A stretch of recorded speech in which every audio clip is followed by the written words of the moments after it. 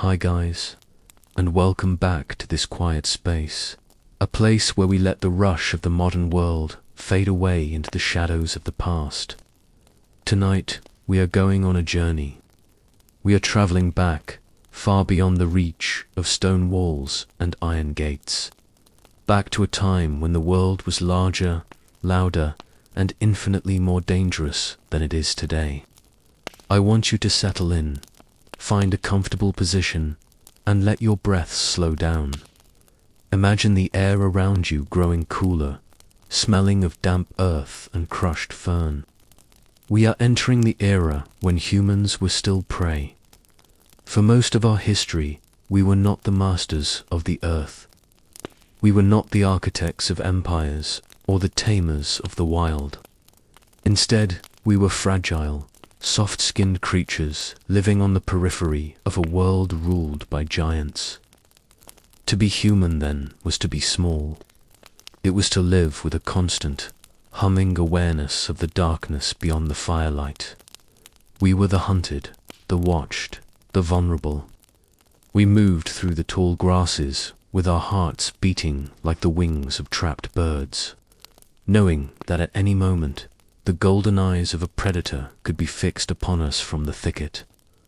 This was a time of deep, primal uncertainty, where every snap of a twig was a question that required an answer, and every shadow held the possibility of an end.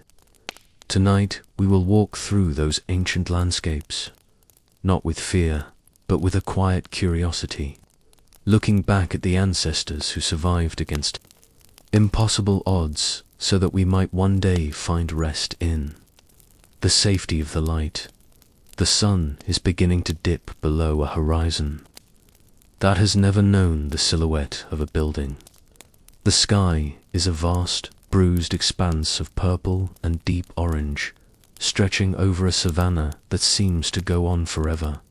Here, the grass is high, swaying in a rhythmic dance as the wind whispers through the stalks.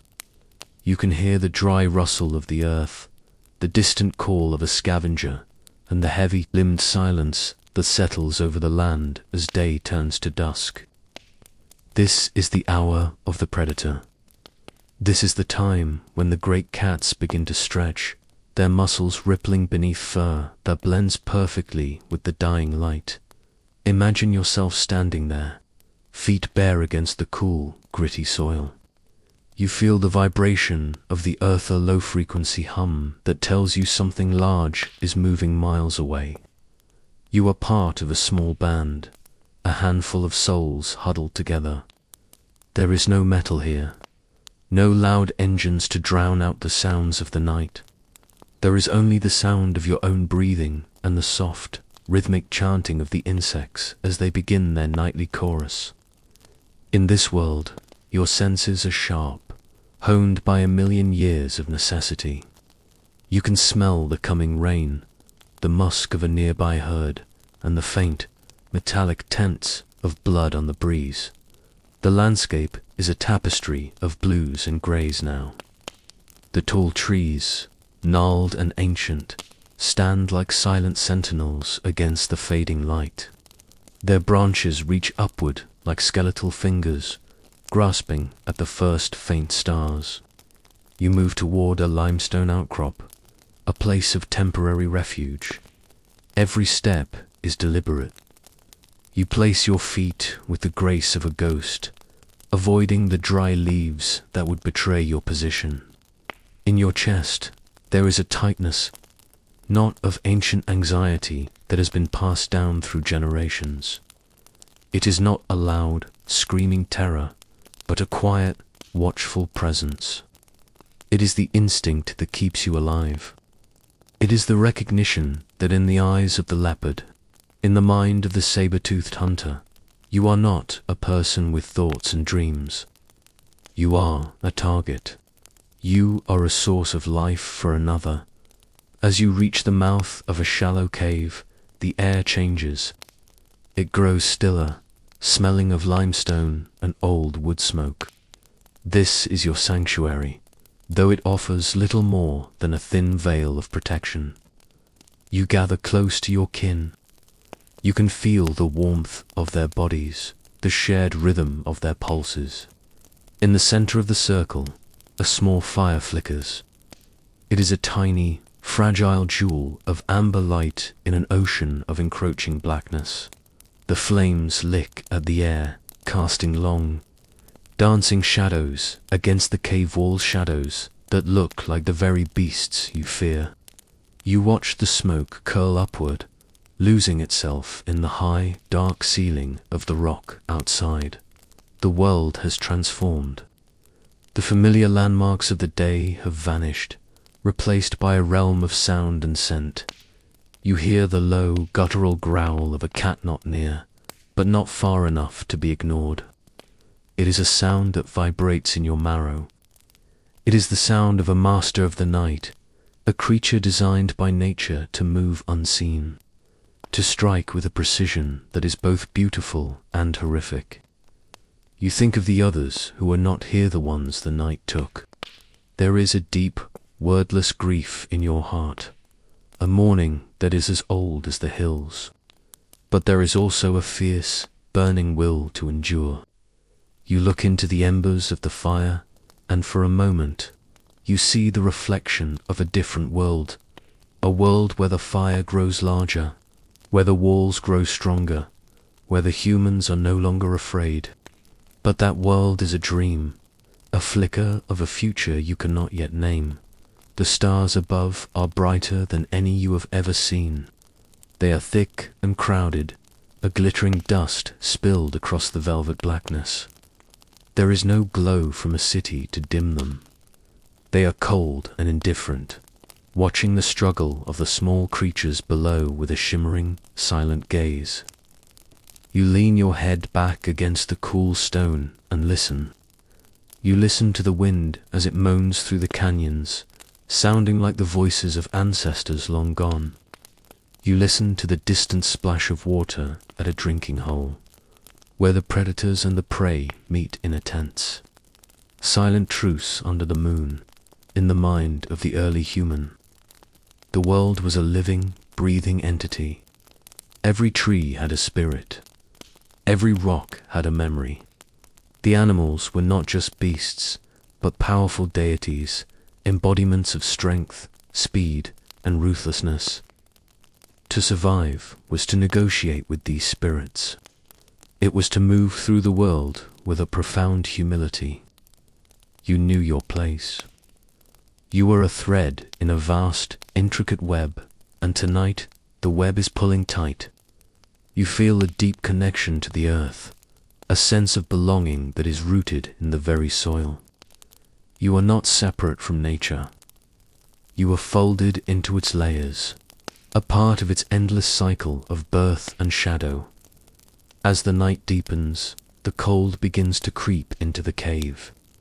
You wrap your arms around your knees, pulling your hide wrap tighter. The fire has burned down to a bed of glowing coals, pulsing like a dying heart. In the dimness, you watch the faces of your companions. Their features are etched with the weariness of the hunt and the weight of the watch. There is a child sleeping near the back, their breath soft and even, oblivious to the dangers that lurk just beyond the stone. You feel a surge of protective love, a primal urge to stand between that small life and the darkness. This love is your greatest strength. It is the reason you keep watch when your eyes are heavy. It is the reason you share your meager portions of food.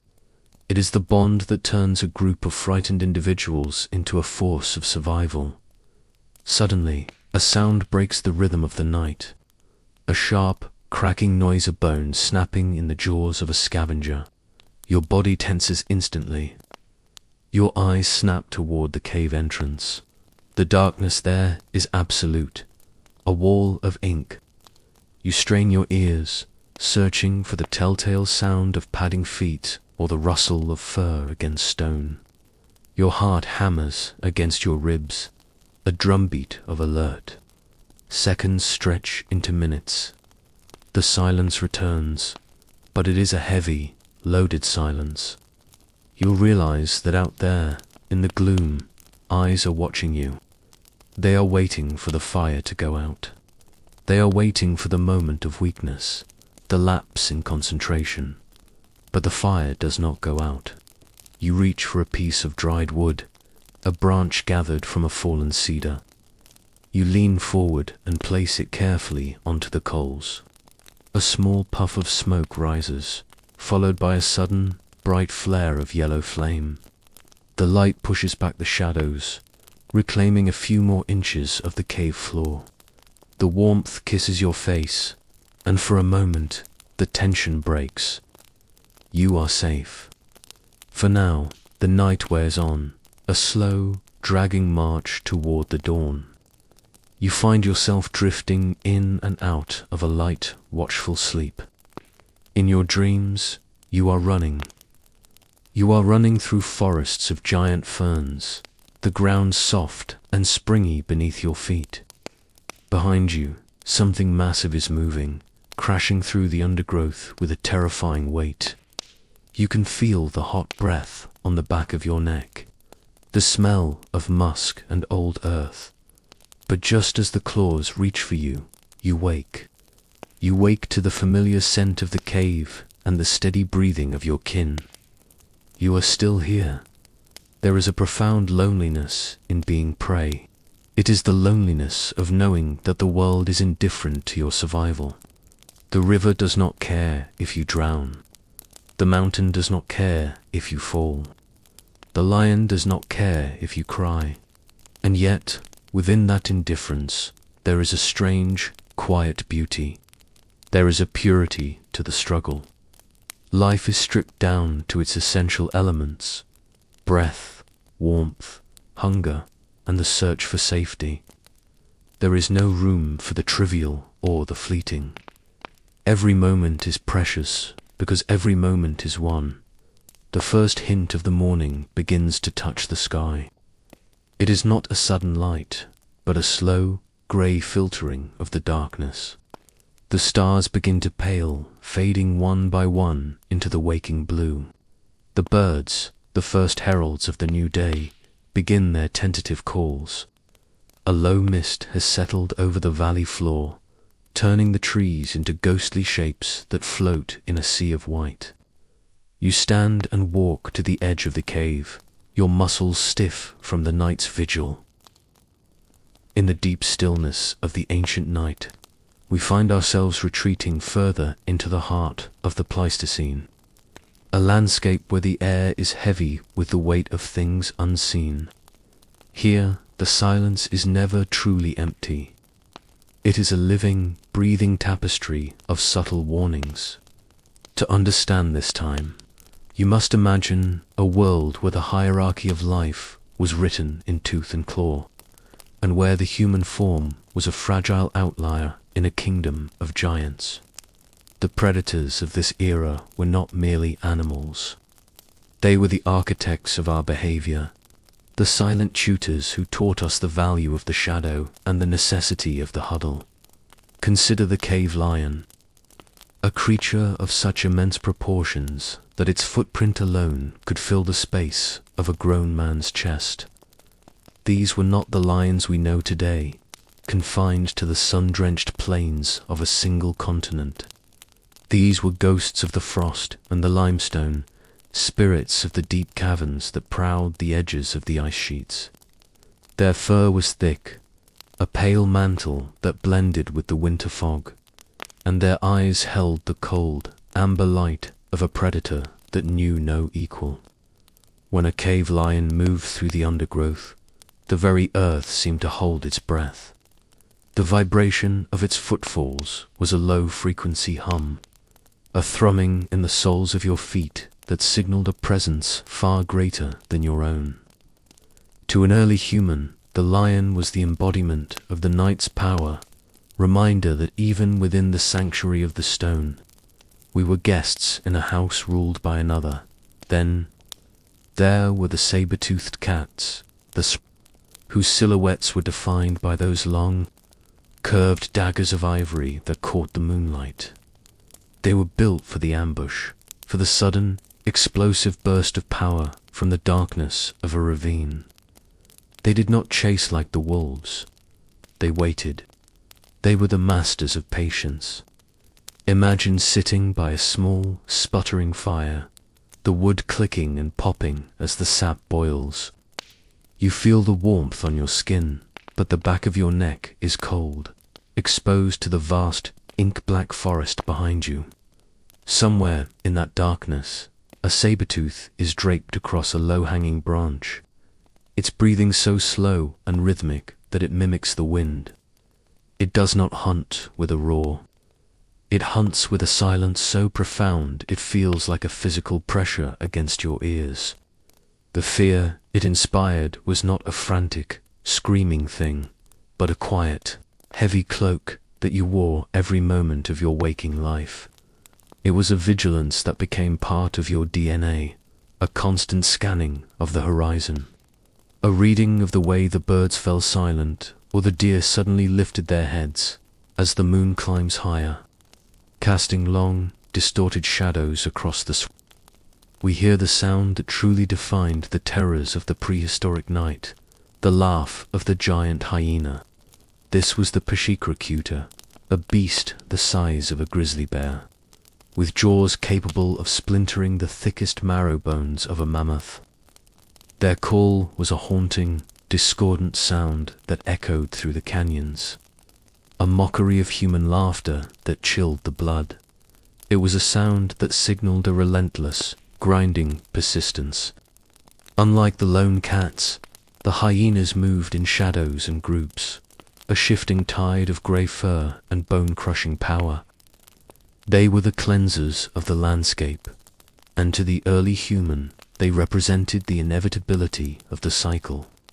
You would hear them circling the periphery of your camp, their eyes reflecting the embers of your fire like floating lanterns.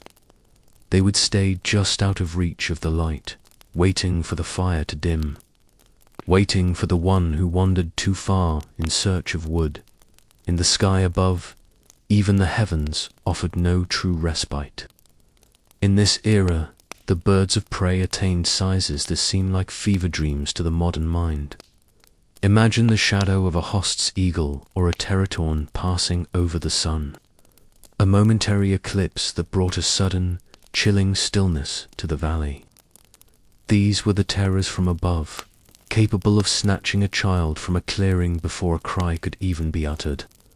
The sky was not a place of freedom, but a source of sudden, plummeting death.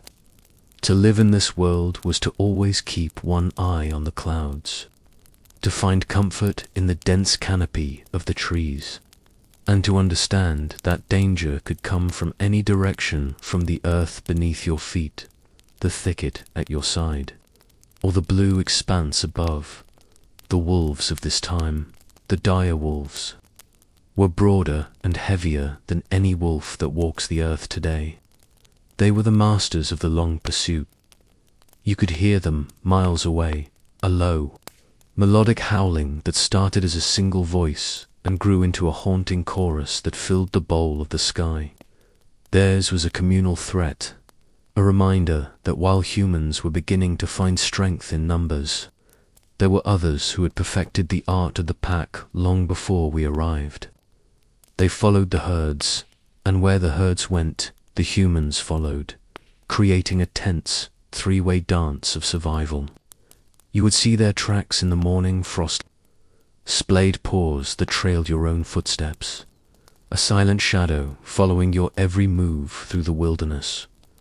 The environment of this era was a sensory masterpiece of danger and beauty. The smell of the world was raw and potent. It was the scent of wet fur, of old blood, of the musky, heavy odor of a predator's den. It was also the smell of woodsmoke, the first true wall we built between ourselves and the wild. Fire was our only shield, a flickering, fragile barrier of orange and gold. In the firelight, the world felt small and manageable. The circle of light was the limit of our kingdom. Outside that circle, the shadows were deep and textured, filled with the shifting shapes of things that lived in the dark. We watched the flames with a religious intensity, knowing that our lives depended on the endurance of the wood.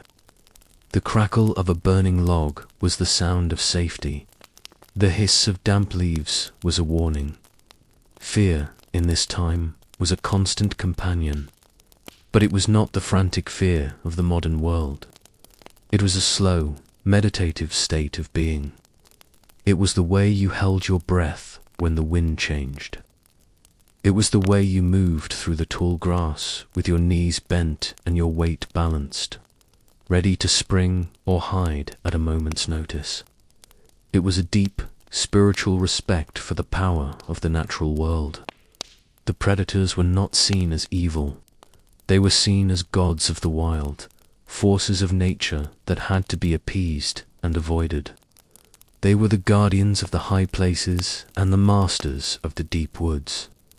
To live among them was to live with a profound sense of humility. We were not the center of the world. We were a small, quiet part of a much larger story. Imagine the emotional world of a mother in this era, holding her infant in the back of a cave while the winter wind howls outside. She listens to the sound of a cave lion scratching at the stone near the entrance, a sound like iron on flint. She doesn't scream. She remains perfectly still, her heart a steady, rhythmic drum. She feels the warmth of her tribe around her, a collective pulse of survival. In that moment, the bonds of love and family are forged in the fires of necessity. We became human because we had to look out for one another in the face of the great hunters. We developed language to warn each other of the leopard in the tree. We developed art to capture the spirit of the bison and the lion on the walls of our sanctuaries. Our culture was born from the pressure of being prey. As you lie there now, let the sounds of that ancient world wash over you. The distant roar of a lion, the cry of a giant bird, the rustle of a saber-tooth in the ferns. They are only echoes now, soft and harmless in the corridors of time. You are safe in the modern world, in the sturdy structures we have built to keep the night at bay. But that ancient vigilance still lives within you, a quiet whisper in your blood. It is the part of you that loves the glow of a fireplace, the part of you that feels a strange, haunting peace when you look out at a dark forest. You are the descendant of the ones who watched the fire, the ones who heard the hyenas laugh and did not run, the ones who survived the era when we were prey. The darkness of the Pleistocene was not an empty void. It was a cathedral of life. The predators were the high priests of that world, and their presence gave the landscape a sharp, crystalline clarity. Life was not taken for granted. Every sunrise was a miracle, a golden gift that pushed back the terrors of the night. The light on the morning dew, the warmth of the sun on a cold rock, the taste of fresh water from a mountain stream. These things were experienced with a depth of gratitude we can hardly imagine today. To be alive was to have won a great battle against the odds. Think of the silence that followed a successful hunt by a great cat, a heavy, expectant quiet that settled over the valley. The other animals would return to their grazing. The birds would resume their songs, and the humans would emerge from their hiding places with cautious, slow movements. There was a rhythm to it, a pulse of tension and release that governed every hour. This rhythm is still in your body. It is the reason your breath slows when you are in a quiet, dark room.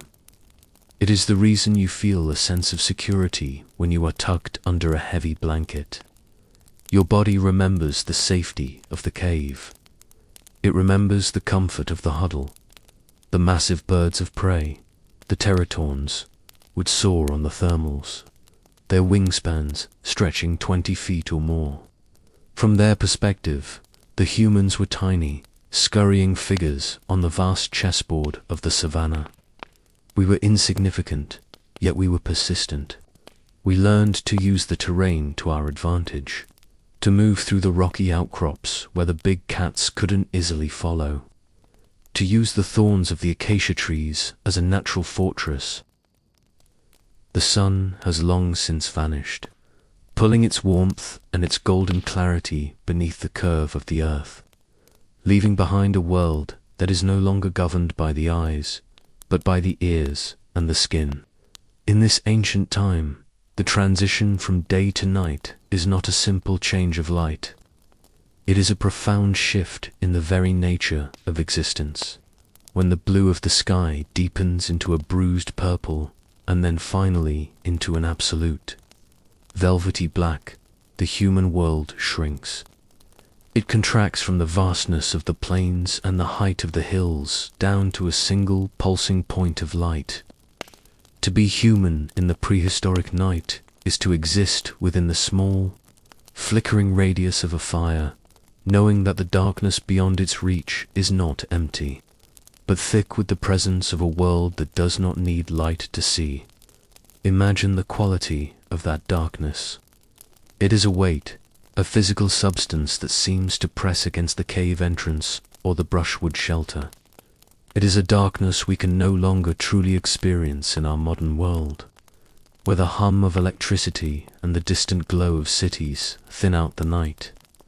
In the era of the great predators, the night was a solid wall. If you were to hold your hand 6 inches from your face just beyond the firelight, it would vanish entirely. This total occlusion of sight forced the other senses to expand, to reach out into the gloom like invisible fingers. You would feel the air move against your cheek, sensing the subtle shift in pressure that signaled a breeze or the movement of something large nearby. You would smell the dampness rising from the river, the sharp temps of pine resin, and the heavy, musy scent of the earth as it cooled. In the center of this darkness is the fire.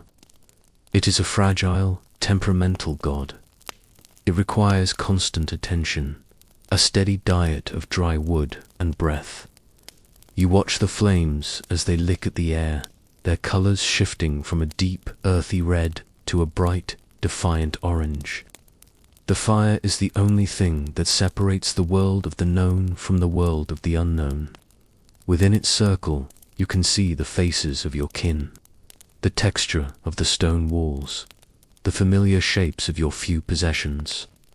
But as the light reaches the edge of its strength, it begins to fray. The shadows it casts are long and distorted, dancing on the rock faces in a way that mimics the movements of living things. A stalagmite becomes the shoulder of a bear. A crack in the wall becomes the slit of a golden eye. The mind, honed by millennia of survival, fills the gaps in the light with the things it fears most. The pacing of the night is slow, a rhythmic, dragging crawl toward the dawn. Every minute is accounted for. Every sound is indexed. You sit with your back against a cold stone surface, feeling the vibration of the world through your spine. In the distance, the landscape is speaking. There is the low, mournful hoot of an owl, a sound that carries across the valley like a lonely ghost. There is the dry, rhythmic clicking of insects, a carpet of sound that somehow makes the silence feel even deeper. And then there are the sounds that make the heart skip a beat, the snap of a heavy branch in the thicket, the sudden, sharp alarm call of a bird disturbed from its roost, the low, guttural vibration of a growl that is felt in the marrow more than it is heard in the ear. This is the psychological weight of being prey. It is a quiet, humming tension. It is not a state of panic, for panic is loud and burns energy that must be saved. Instead, it is a state of profound alertness. You are a creature of the day, poorly equipped for the shadows, and you know this. Your ears strain to differentiate between the wind moving through the leaves and the padded footfall of a cat. You learn to read the silence. There is a specific kind of silence that falls when a predator is nearer sudden. suffocating stillness when the insects stop their chirping and the small rodents freeze in their burrows. When the world goes quiet like that, your own breath feels too loud. You swallow hard, trying to hush the sound of your own life so that you might hear the approach of another. The fire pops. A small explosion of sparks that drift upward like tiny, short-lived stars. For a moment, the burst of light illuminates the trees just beyond the camp. You see the silver bark, the twisted roots, and the deep, impenetrable blackness between the trunks. Then, the darkness rushes back in, even more profound than before. You reach for a branch, feeling its rough texture, its weight, and you lay it carefully onto the embers. You do not throw it. You place it with intention. To lose the fire is to lose the wall. To lose the fire is to become invisible to yourself, but highly visible to the hunters who navigate by scent and heat as you sit there. The cold begins to seep into the cave. It is a slow, creeping cold that starts at your feet and moves up your limbs. You pull a heavy hide over your shoulders, feeling the coarse hair and the lingering scent of the animal it once belonged to. There is a strange, paradoxical comfort in this. You are wearing the skin of a creature that was also part of this cycle, a creature that knew the same fears and the same nights. You lean into the warmth of the person beside you. In the dark, the individual fades away, and the group becomes a single, breathing organism. You feel the rise and fall of their chest, the twitch of a muscle as they dream. This physical closeness is the ultimate sanctuary. It is the original social bond, forged not by language, but by the shared necessity of the night. Think of the dreams that must have inhabited the minds of these early humans. Dreams were not mere fantasies. They were rehearsals for survival. You dream of the chase, of the hidden crevice in the rock, of the way the moon reflects in the eyes of a wolf. When you wake in the middle of the night, the transition is seamless. The world of the dream and the world of the cave are one and the same. You blink at the dying embers, your heart thudding a slow, steady rhythm. You look at the entrance of the cave, where the starlight creates a faint, ghostly glow on the ground. It is beautiful, but it is a beauty that requires distance. The night is a time of immense mystery. Without the ability to explore the darkness, the human imagination populated it with spirits and shadows. The wind became a voice. The mountain became a sleeping giant. The psychological experience of this was one of profound humility. We were not the masters of our environment. We were small participants in a vast, dark mystery. This humility is still a part of us. It is why we feel a sense of awe when we look up at a star-filled sky, and why we feel a primal shiver when we hear a wolf howl in the distance. We are remembering the time when the night belonged to the others. The hours between midnight and dawn are the most silent. The world seems to hold its breath. The air is at its coldest, and even the predators have often settled into a watchful stillness. In this deep watch, you might look up through a gap in the cave ceiling or between the branches of a shelter and see the stars. They are vivid, crystalline, and terrifyingly distant. In a world of constant threat and shifting shadows, the stars were the only things that stayed the same. They provided a map of the heavens, a silent calendar that told you when the seasons would shift and when the herds would return. They were the first lights that we could not reach, the first hint of a world that existed beyond the reach of our fires. As you listen to this, let your own room become that sanctuary. Feel the softness of your blankets, a luxury that the ancient world could never have imagined. Feel the stillness of the air around you, protected by walls of stone and wood. You are the beneficiary of 1,000,000 years of nighttime vigils. Every night that an ancestor stayed awake to tend the fire, every hour they spent listening to the shadows was a step toward the peace you feel now. Their fear was the price paid for your safety. Their alertness was the foundation of your rest. The sounds of the night begin to change as the earth turns. The deep, heavy silence of midnight gives way to the first tentative stirrings of the pre-dawn. You hear the distant, low-frequency rumble of a herd moving toward water. You hear the first faint rustle of a small scavenger cleaning up the scraps of a predator's kill. The tension in your body begins to ebb, not because the danger is gone, but because the cycle is moving toward its conclusion. The night has a beginning, a middle, and an end.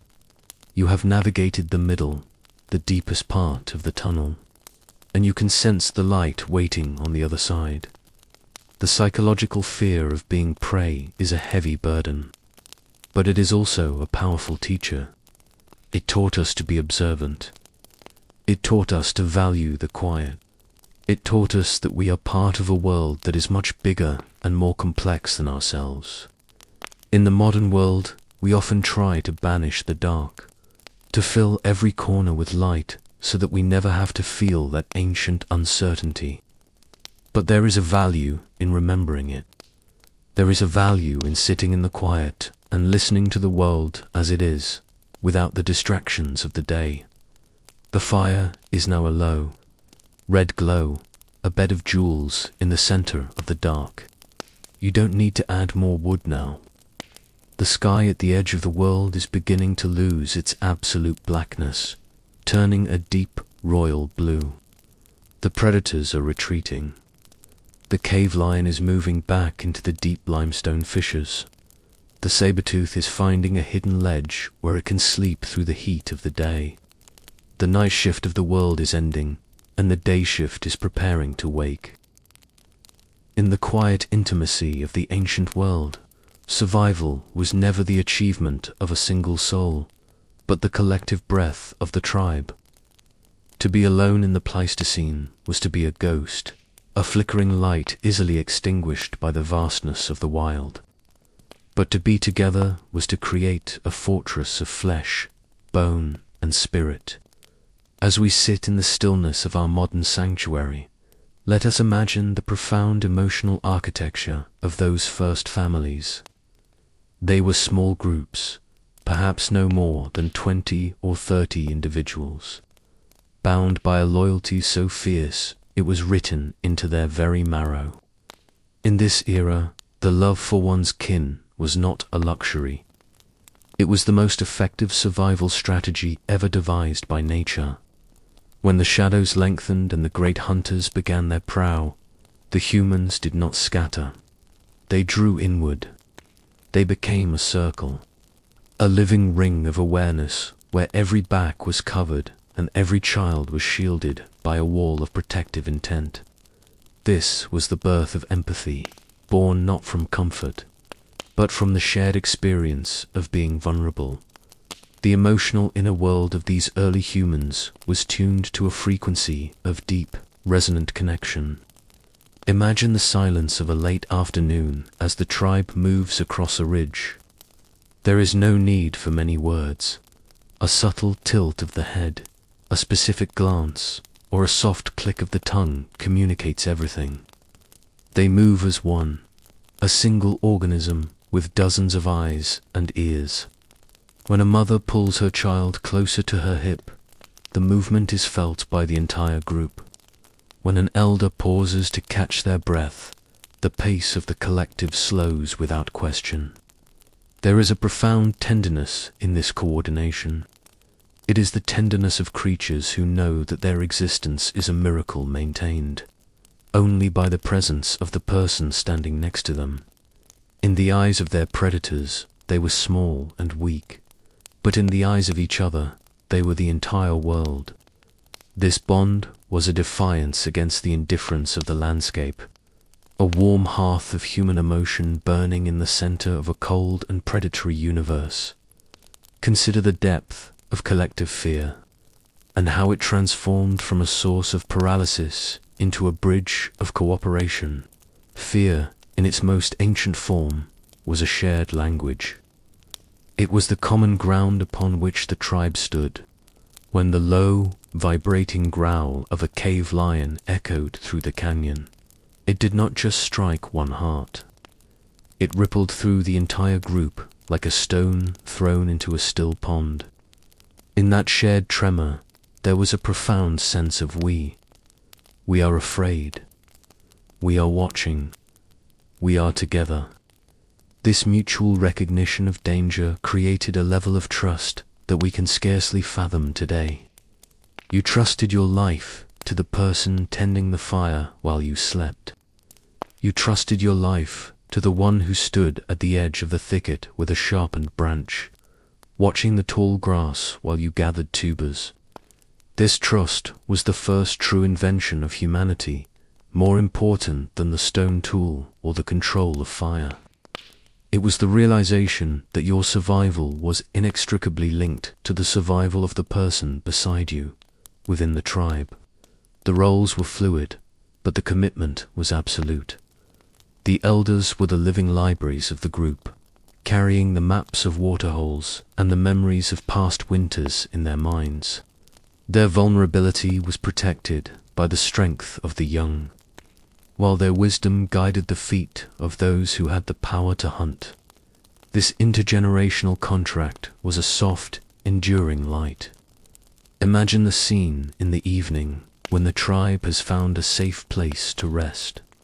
An elder sits with a young child, their hands moving together over a piece of flint or a bit of dried hide. There is a gentleness in the instruction, a passing of the torch that happens in the quiet moments between the terrors of the day. This was how we survived, by being the strongest, but by being the most invested in one another.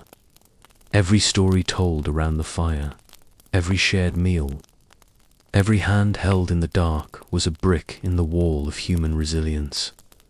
The vulnerability of the human body, its soft skin, its lack of natural weaponry, its long period of childhood became the very reason we developed such sophisticated emotional lives. Because a human child took so long to grow, the entire tribe had to become a cradle. The village was not a place, but a state of mind. It was a commitment to the future that required a constant, daily sacrifice of the self for the group. This created a culture of extreme empathy. To look at a wounded member of the tribe was to feel their pain in your own nerves. We have found the remains of ancient ancestors whose bones show signs of major fractures that healed years before they died. This is a testament to a level of care that the wild rarely sees. It means someone carried them. Someone brought them water. Someone shared their food when that person could not contribute to the hunt. This is the true story of our species. We did not conquer the world through violence. We endured it through compassion as you breathe in the cool, still air of your own room. Feel the weight of that compassion in your own history. You are the recipient of that ancient care. The line of ancestors who watched over one another, who refused to leave the weak behind, has never been broken. It stretches back through the mists of time to those first small bands huddled in the limestone caves. Their fear was a quiet, steady presence, but it was always balanced by the warmth of the huddle. The human element was the part that refused to be purely biological. It was the part that stayed awake when it was tired, just to make sure the fire didn't go out for the others. It was the part that shared the last of the berries with a child. It was the part that sang low, wordless songs in the dark to soothe the nerves of the group. The cooperation of the tribe extended into every facet of life, creating a beautiful, rhythmic harmony. Imagine a hunt, not as an act of aggression, but as a masterpiece of social synchronization. They move through the brush not as individuals, but as a net. They communicate through silence and sin, their minds so attuned to one another that they can predict the movements of their companions. This was the first form of human intelligence, not the ability to solve abstract problems, but the ability to read the intentions of the group. When the hunt was successful, the feast was a communal celebration, a shared reinforcement of their bond. And when the hunt failed, the hunger was shared equally, a communal burden that made the next success all the sweeter. In this world, there was no mine or thine, only ours. The landscape they inhabited was a theater of giants, where the mammoth and the bison roamed like living mountains. To the humans, these creatures were both a source of life and a source of awe. There was a spiritual dimension to their survival, a sense that they were part of a great, sacred drama. Their art, found deep in the bellies of caves, shows us that they didn't just see animals. They saw spirits. They saw the power and the beauty of the world they were trying to survive. This artistic impulse was another way of staying together. By painting the walls of the cave, they were claiming the space. They were saying, "We were here. We saw this. We felt this." It was a way of anchoring the tribe to the earth, creating a shared memory that could be passed down through the generations. The darkness of the night was the time when the family bond was most visible. In the absence of the sun, the tribe became a single, multi-headed creature. They slept in a tangle of limbs and hides, the warmth of one body feeding the next. In this physical closeness, there was a profound sense of peace. The world outside might be filled with the cries of predators and the cold wind of the tundra, but inside the circle, there was the smell of wood smoke and the steady, comforting sound of human breathing. This is why we still find such comfort in the presence of our loved ones, why a hug can lower our heart rate, and why the sound of a familiar voice can banish fear. Our nervous systems were calibrated in those ancient huddles. We are hardwired for connection. As you drift closer to sleep, let the image of that ancient family stay with you. They are not strangers. They are your kin. See them in your minds, the flickering firelight reflecting in their dark eyes. The way they lean into one another, the way they touch a shoulder or a hand to offer silent reassurance. They are the masters of survival through love. They are the ones who taught us that the greatest weapon against the night is the hand of a friend. The world they lived in was dangerous, yes, but it was also a world of intense meaning and profound belonging. No one was ever truly alone. Every joy was amplified by the group, and every sorrow was divided among them. The era when we were prey was also the era when we became truly human. The pressure of the predators didn't just change our bodies, it opened our hearts. It forced us to develop the capacity for deep, long-term commitment. It taught us to value the life of the other as much as our own. This is the legacy you carry. Within you is the strength of the circle, the resilience of the tribe, and the warmth of the first fires. The fear of the ancient world has faded, but the love that was born from it remains. It is the steady pulse in your wrist, the quiet calm in your mind, and the capacity you have to care for those around you. In the profound stillness that preceded the dawn of human industry, there existed a world of such vast and echoing magnitude that the human heart could barely contain the sight of it. This was not merely a landscape of predators and prey, but a realm governed by the great, silent forces of the earth itself, the elements that moved with a slow and ancient rhythm, indifferent to the small flickers of life that sought shelter in their midst. To understand the era when humans were prey, one must also understand the era when we were subjects of the wind, the ice, and the boundless horizon.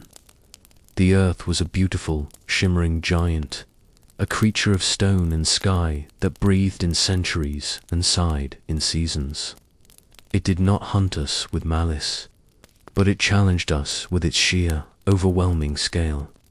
A majesty so cold and pure that survival became a quiet, daily meditation on the nature of persistence. Imagine standing on the edge of a great tundra, a landscape that stretches toward the curve of the world without a single interruption of stone or wood. The grass here is short and golden, frozen in a permanent state of bowing before the northern gale. The air does not just touch your skin, it speaks to your bones. It is a dry, biting cold that smells of ancient glaciers and pulverized rock. In this world, the cold is not an event, but a constant presence, a silent companion that walks beside you from the moment you wake until the moment you find the meager warmth of the huddle. It is a teacher of stillness. You learn to move with a measured grace, conserving the precious heat that lives within your chest, knowing that the wind is always looking for a way to steal it. The landscape is beautiful, a tapestry of silver, white, and pale blue, but it is a beauty that asks nothing of you and offers nothing in return. It simply is. The hunger of this era was a quiet, echoing sensation, a hollowing out of the self that mirrored the emptiness of the valleys. It was not the sharp, modern pang of a missed meal, but a slow deepening of the spirit, a state of being where every sense became heightened to the possibility of the earth's bounty. You would look at the horizon and see the shimmering heat haze or the dancing frost, and you would read the land for its secrets. The curve of a hill might suggest a hidden spring. The way the birds circled a distant grove might hint at the presence of berries or roots. The search for food was a slow, rhythmic pilgrimage. You walked for days across the ribs of the world, your feet becoming one with the soil, your breath syncopated with the rustle of the dry stalks. Hunger made the world vivid. When you finally found a handful of nuts or a sweet, earthy root, the taste was an explosion of life, a direct communion with the soil that had nurtured it. You were eating the mountain. You were drinking the rain then. There were the storms, the great upheavals of the sky that turned the world into a chaotic swirl of grey and white. Imagine the first scent of a coming storm, a metallic, ozone-heavy weight in the air that makes the hair on your arms stand up. The clouds do not just drift. They march, a heavy, bruised army of vapor that swallows the sun. When the thunder begins, it is not a sound, but a vibration that moves through the soles of your feet and settles in your teeth. To the early human, the storm was a reminder of their own insignificance. You would find a shallow overhang or a thicket of thorns, and you would wait. You would watch the lightning crack the sky like a giant's whip, illuminating the landscape in sudden, terrifying flashes of purple and white. The rain was not a gentle mist, but a heavy, relentless curtain that threatened to drown the very fire you had worked so hard to maintain. You would wrap your arms around your knees and listen to the world being torn apart and put back together again, feeling the spray on your face and the cold dampness in your hair, waiting for the sky to remember its stillness. The vastness of the empty landscapes held a psychological weight that we can scarcely imagine in our crowded world. There were valleys so large that a human could walk for a moon's cycle and never see another soul outside their tribe. The silence was not the absence of sound, but the presence of the earth's own voice. You would hear the slow, grinding groan of a glacier miles away, the sound of the earth shifting under its own weight. You would hear the whistle of the wind through the high mountain passes, a sound like a flute played by a ghost. This emptiness was a mirror. It forced the tribe to look inward, to find their world in the faces of their companions. The land was so large that it made the human circle feel like the only solid thing in existence. The bonds of the family were the only landmarks in a sea of shifting grass and eternal sky. The indifference of nature was its most profound quality. The river did not flow to quench your thirst. It flowed because the mountain shed its snow. The sun did not rise to warm your skin. It rose because the great cycle demanded it. This recognition created a specific kind of wisdom in the early human mind, a humility that was both heavy and liberating. You were not the center of the story, but you were a part of it. You were a thread in the coat of the world. You learned to live in harmony with the indifference, to move when the seasons moved, to sleep when the light failed, and to find joy in the small, fleeting moments of comfort. A patch of sun on a cold afternoon was a gift beyond measure. A dry cave during a week of rain was a palace. Imagine the onset of winter, the slow creeping of the frost down the sides of the mountains like a white ink spilling over the world. The animals begin their long migrations, their hooves creating a rhythmic drumming on the hard-packed earth. You watch them go, a river of fur and horn, and you feel the tightening of the world. The days grow short, the shadows grow long and blue, and the air becomes a crystalline lens. The stars at night are so bright and so cold they seem to crackle in the blackness. To survive the winter was to enter a state of deep, slow dreaming. You moved less, spoke less, and breathed with the rhythm of the hibernating earth. You lived on the memories of the summer, the dried fruits and the stored fat, waiting for the first hint of green to break through the white. Shroud that the beauty of the world was often found in its most dangerous moments. The way the ice would catch the light of the setting sun, turning the tundra into a field of diamonds. The way the mist would rise from a geothermal spring, creating a ghost world of steam and shadow. The way the clouds would gather around a peak like a crown of feathers. The humans of this era were the first witnesses to this beauty. They were the eyes of the world looking back at itself. Even as they shivered and hungered, they captured these scenes in their minds and, eventually, on the walls of their caves.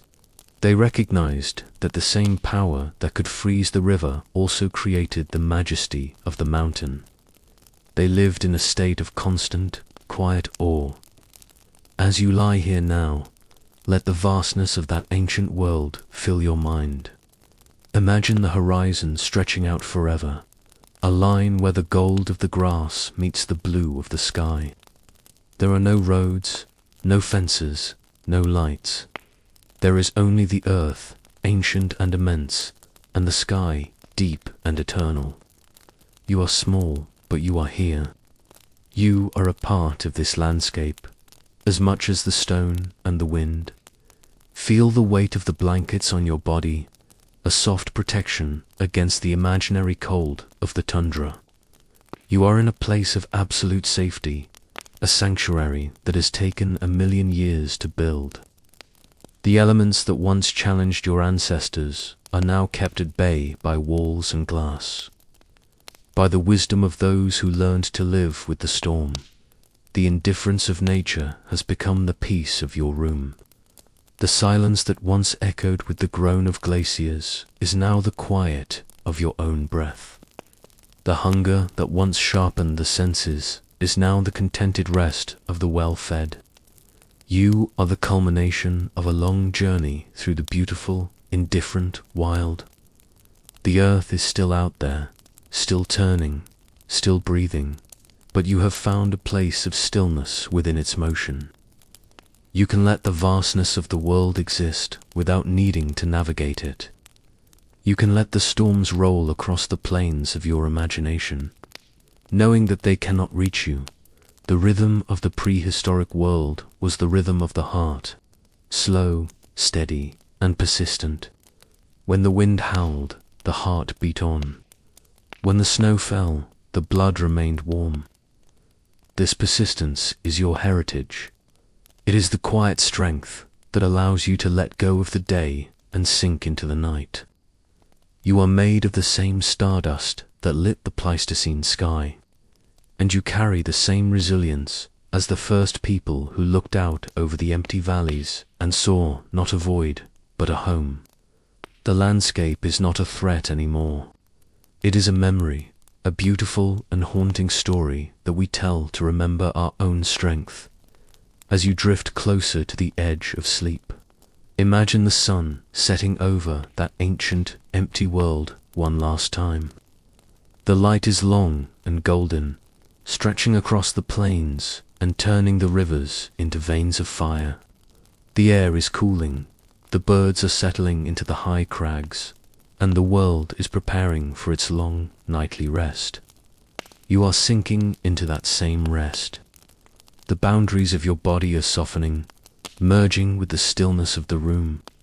You are becoming part of the quiet, a single note in the great, silent symphony of the earth. There is a profound comfort in the scale of the world. It reminds us that our worries are small, and that the cycles of the earth are vast and enduring. The mountain does not worry about the storm. It simply stands. The river does not worry about the drought. It simply waits for the rain. In the deep, velvet folds of the mind, there exists a map of a world we no longer inhabit, but one that still speaks to us in the language of the heartbeat and the sudden, unexplained shiver. To move back into the mental world of our ancestors is to step into a stream of consciousness where the boundary between the self and the surroundings was as thin as the mist over a morning river. This was a time when the mind was not a place of abstract worry or planned schedules, but a finely tuned instrument of resonance, vibrating in sympathy with the rhythms of the earth. We must imagine the psychological landscape of a creature whose primary inheritance was not gold or land, but a profound and sacred alertness. This alertness was not a burden. It was a grace. It was a state of being where every nerve was a silver wire, waiting for the pluck of a distant sound, and every thought was a leaf floating on the vast, dark pool of intuition. Consider the nature of constant alertness. In our modern world, we speak of stress as a thief of peace. But for the early human, this heightened state of awareness was the very essence of peace. It was a meditative presence. When you sat at the edge of a clearing, your mind did not wander to the past or the future. It sat firmly in the now. You were aware of the weight of the air, the direction of the smallest breeze, and the specific, rhythmic silence of the trees. This alertness was like a soft, golden light that illuminated everything within your reach. You didn't just see the grass. You felt its potential for movement. You didn't just hear the wind. You heard the messages it carried from the mountain peaks and the deep valleys. It was a state of total immersion, a way of being where the mind was as open as the sky, catching every passing bird and every shifting cloud. This was the first form of prayer total, wordless attention to the miracle of the existing world. This mental state was fueled by a fear that was not a scream, but a song passed down through 1,000 generations. It was an ancestral memory, a genetic whisper that told you which shadows were safe and which held the potential for ending. Imagine the internal library of the early human mind. It was filled with the shapes of silhouettes, the patterns of tracks, and the specific sense of danger. This was not a fear that paralyzed. It was a fear that sharpened. It was a respectful fear, a recognition of the power of the great hunters that shared the world. It was passed from mother to child in the way a hand was held or a finger was pressed to the lips. It was a legacy of survival, a gift of caution that allowed the small and the fragile to walk among the giants. When you felt a sudden, inexplicable urge to move away from a thicket. That was not your own thought, which was the voice of a million grandmothers speaking through your blood, reminding you of the leopard that once waited in a similar shade. Instinct and intuition were the true compasses of this era. In the absence of written maps or spoken laws, the early human relied on the felt truth of the world. Intuition was the mind's ability to process 1,000 subtle cues: the temperature of the wind, the flight pattern of a crow, the way the damp earth smelled under a certain stone, and turn them into a singular, undeniable feeling. It was a deep, guttural knowing. You didn't think that a storm was coming. You felt the storm already beginning in your joints and in the tightening of your skin. You didn't decide to trust a stranger. You felt the resonance of their spirit against your own. This was a world of direct connection, where the intellect had not yet built its walls of logic and doubt. The mind was a wild thing, as intuitive as the wolf and as instinctive as the deer. To live this way was to be profoundly honest. You could not lie to your own instincts. They were the voice of the earth, speaking directly to the soul. As you lie in the quiet of your own space, let your mind drift into this ancient stream of thought. Feel the layers of modern noise falling away, like dry leaves shedding from a tree. You are moving deeper into the core of your own being, into the places where those old instincts still sleep. Your body knows how to be alert without being anxious. It knows how to listen to the silence. Feel the weight of your breath, the slow and steady pulse of your life, and recognize it as the same pulse that sustained the watchers in the caves. You are a vessel for a very old and very wise consciousness. The thoughts you think today are built upon a foundation of survival that is as solid as the limestone of the earth. You are never truly alone in your mind. You are accompanied by the quiet, steady presence of everyone who came before you. The mental world of the early human was also a world of profound empathy. Because they lived in such close proximity to the natural world, their minds did not stop at the edge of their own skin. They felt the thirst of the parched earth during a drought. They felt the exuberance of the birds in the spring. Their psyche was a mirror of the environment. This created a sense of belonging that was absolute. There was no such thing as loneliness in the way we understand it today, for the world was always speaking, always providing a context for existence. Even in the deepest night, when the fire was low and the tribe was silent, the mind was engaged in a conversation with the stars and the wind. This was the original state of human mental health, a state of being perfectly integrated into the grand, unfolding story of life. Imagine the transition of these thoughts as sleep begins to pull at the edges of your awareness. In the ancient mind, sleep was not a shutting down, but a shifting of the gears of alertness. You entered a world of symbols and shadows, where the instincts of the day were transformed into the stories of the night. The dream world was a place where you could negotiate with the spirits of the predators, where you could find the hidden paths through the mountains, and where you could speak with the ancestors who had gone into the earth. The mind was a traveler. As you drift now, let your own mind become a traveler.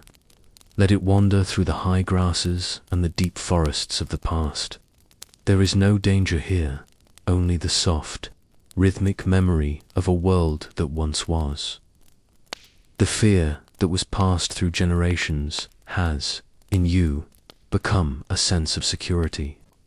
Because they feared the right things, you are safe today. Because they were alert, you can afford to be still. Their ancient anxiety has been transformed through the alchemy of time into your modern peace. Think of their vigilance as a protective cloak that has been draped over your shoulders. Every instinct that once kept them alive is now a quiet guardian in the background of your mind, allowing you to let go and sink into the restorative darkness.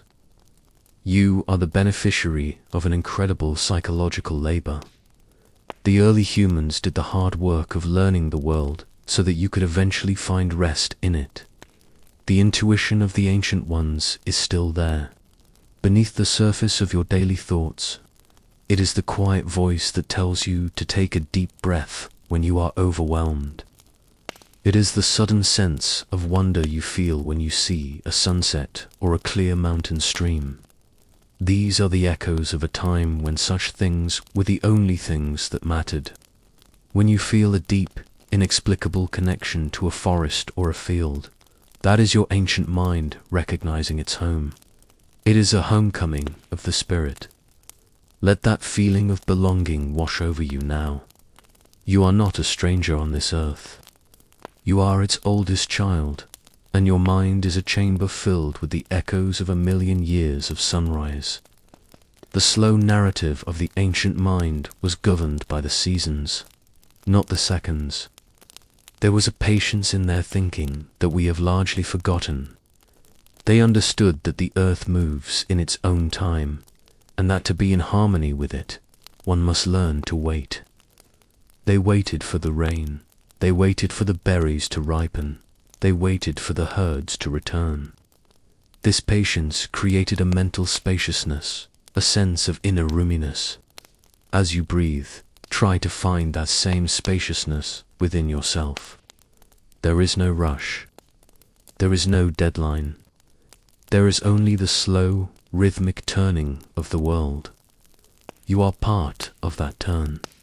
You are a passenger on a beautiful, ancient vessel, and the journey is long and peaceful. The instincts that once monitored the movement of the grass are now the instincts that monitor the comfort of your body. Feel how your mind knows exactly how to adjust your position to find the most ease. Feel how it knows how to slow your heart rate as you prepare for sleep. This is the same intelligence that once guided the tribe through the wilderness. It is a profound bodily wisdom that does not need words. It is the mind in its purest form, a servant of life, a guardian of the breath. Trust this wisdom. Let it take the lead.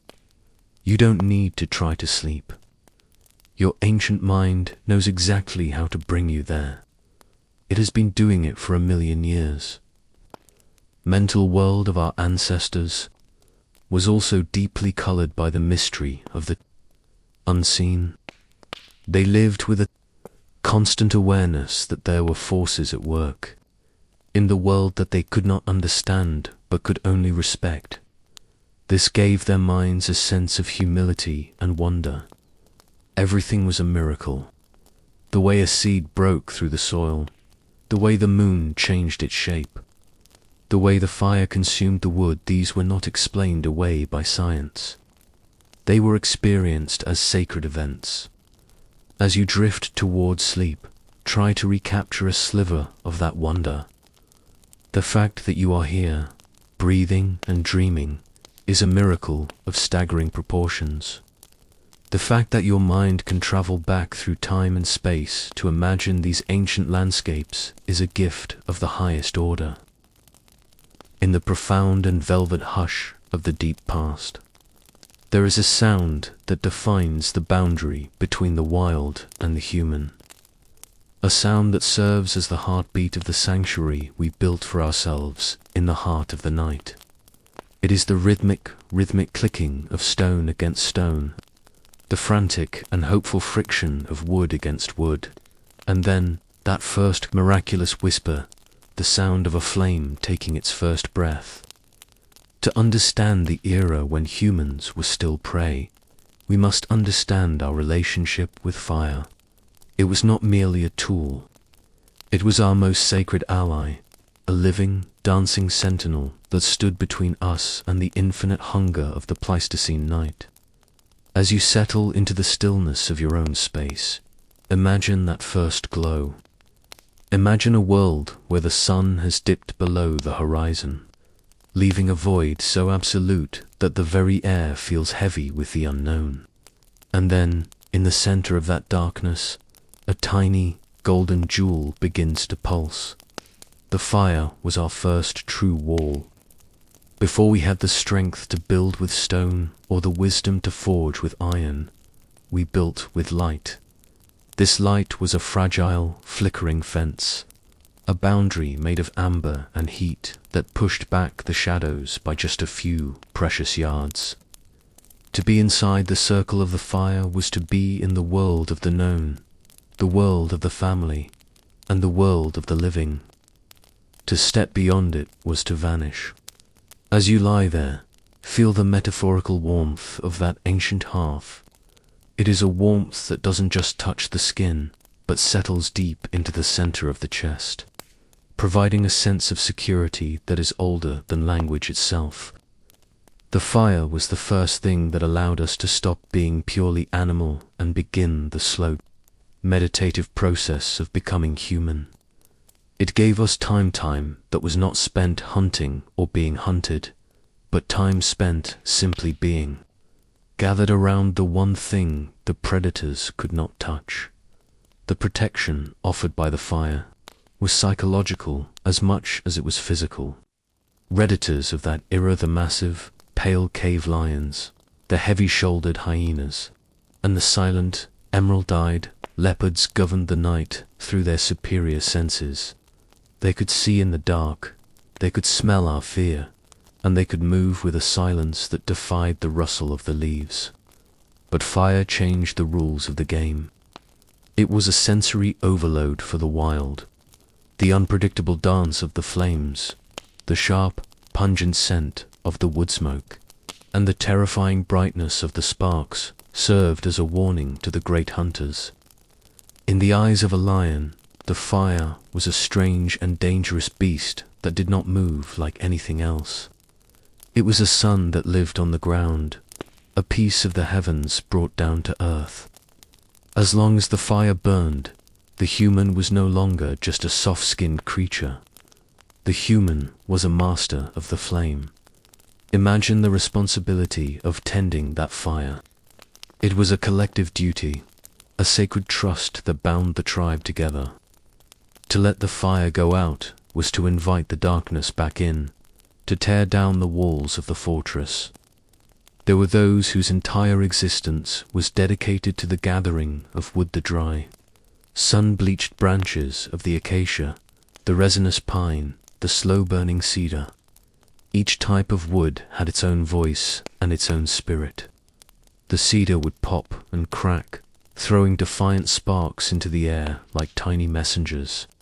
The pine would hiss and weep its amber tears, filling the cave with a scent so clean and sharp it seemed to purify the very air.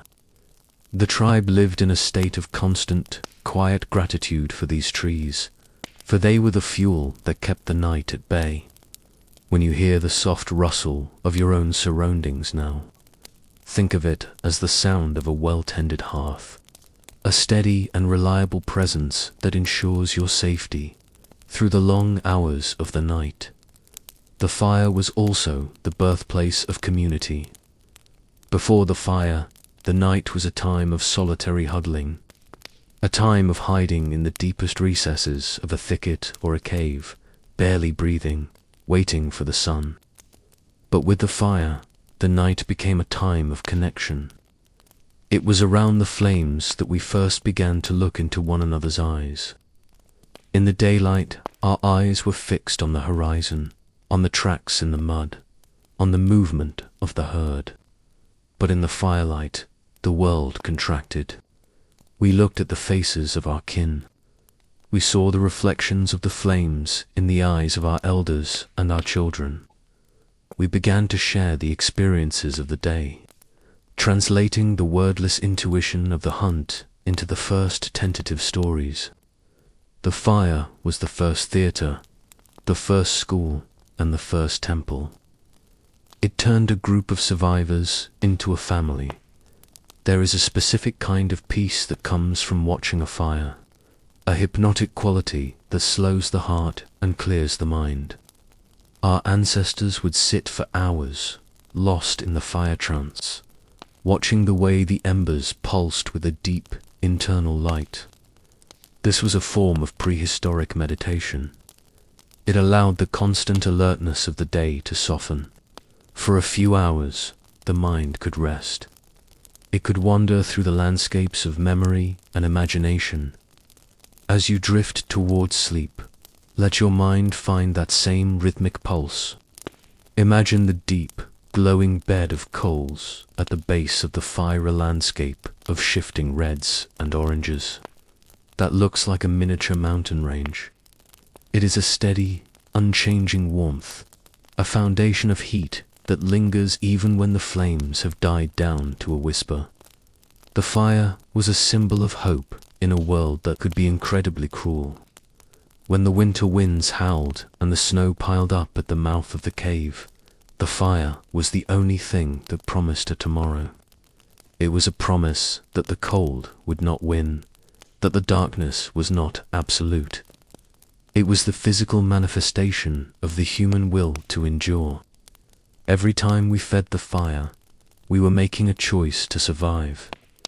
We were saying to the vast, indifferent universe that we were here, and we intended to stay. This hope was contagious. It moved from one person to the next, a silent strength that allowed the tribe to face the most terrifying storms and the longest droughts. You carry that same hope within you. It is the quiet, steady flame of your own resilience, the part of you that knows how to find warmth even in the coldest moments. In the era when we were prey, the fire acted as a bridge between the physical and the spiritual. We believed that the fire had a soul, a capricious and powerful spirit that needed to be honored. We offered it the best pieces of the hunt. We sang to it in low, melodic tones. We carved symbols into the stone nearby to show our respect. This relationship with the fire taught us humility. We knew that we did not own the flame. We were its guardians. We were in a partnership with the element. This sense of sacred connection made the world feel less lonely. It meant that even in the deepest wilderness, we had a friend. We had a source of light that understood us. The sound of the fire is a lullaby of the ancient world.